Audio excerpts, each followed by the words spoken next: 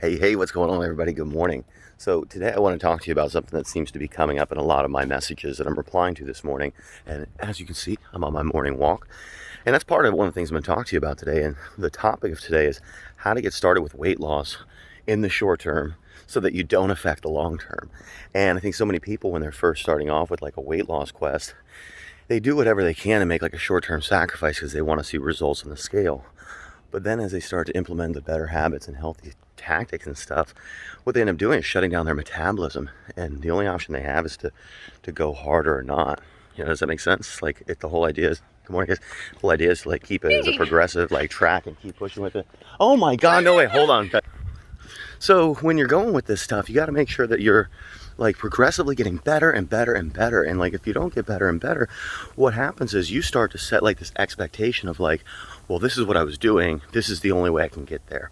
So let's start with that example. So most people, when they're getting ready to like start like a, like a weight loss program or diet, the first thing they do is they cut their carbs, which I get it. Normally cutting carbs is kind of the offset for lack of activity. And so if somebody's not exercising enough or putting enough this time in, then normally the first move is they cut carbs. And you're going to see some great results with that because, with carbs comes water to digest them. And so every time you start to cut out carbs, there's like, I think it's 3.5 or 3.3 or whatever it is ounces of water that goes with it. And so, within a first week or so, like you notice weight loss. But then as you get going, 2 weeks, 3 weeks into it, you might not notice the same, or you got to cut carbs back a little lower.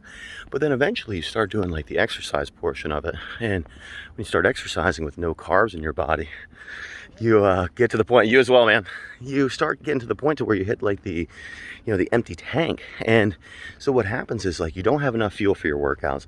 You don't have the energy. And so then when it comes to it, like the motivation, the discipline, all that stuff starts getting impaired just because of like either low blood sugar or because of kind of all these other things that I guess could tie along with it that make you want to either push harder or give up.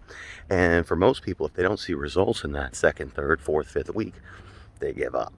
So let's talk about where to start instead.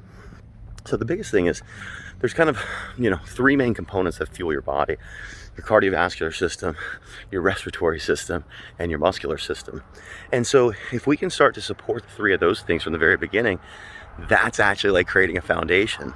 So when you're getting started, simple things like trying to eat more protein with your meals is obviously going to help for recovery. It's going to help for your muscles, but it's also going to help to keep you full for a longer period of time. And if you get full for a longer period of time, chances are you're going to have less opportunities for snacking. You don't have to worry about the willpower of eating this carb or that carb that you were previously worried about. And really what you're doing is like you're firing up your metabolism because protein needs more energy to burn, basically. So that's the first part. The second part is hydrate yourself, drink more water. And along with more water is like eat more vegetables because they contain a lot of water. So you fuel your body with protein, you put more water in to hydrate everything from your hair, your skin, your nails, all that stuff.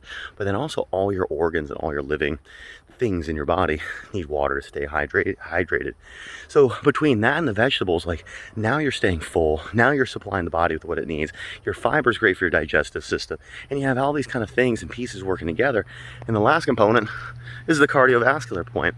So if you're not going to work out, you got to make sure at least you're doing some sort of cardiovascular training on a daily basis. You need a reason for that food and those carbohydrates and all the other good stuff you're putting in your body.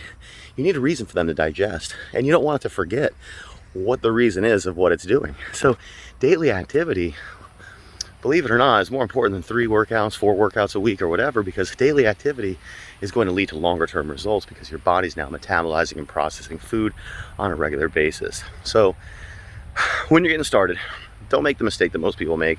Don't just cut your carbs as the first thing and mistake the first 5 pounds or 6 pounds or 8 pounds or whatever that you have in the first week. Don't mistake it as weight loss. It's water loss.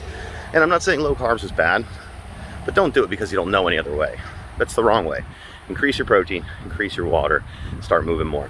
If you do those 3 things, the natural progression and evolution is going to be a whole lot smoother because you're not taking shortcuts and you're going to have a good foundation. So if you do start lifting weights, if you do start doing more cardio, you're not going to fizzle out, tinker out, have motivation and willpower type issues. And instead you just make it fun and you make your body healthier and stronger and leaner and meaner. So that's it for Friday morning, guys. Have a great day.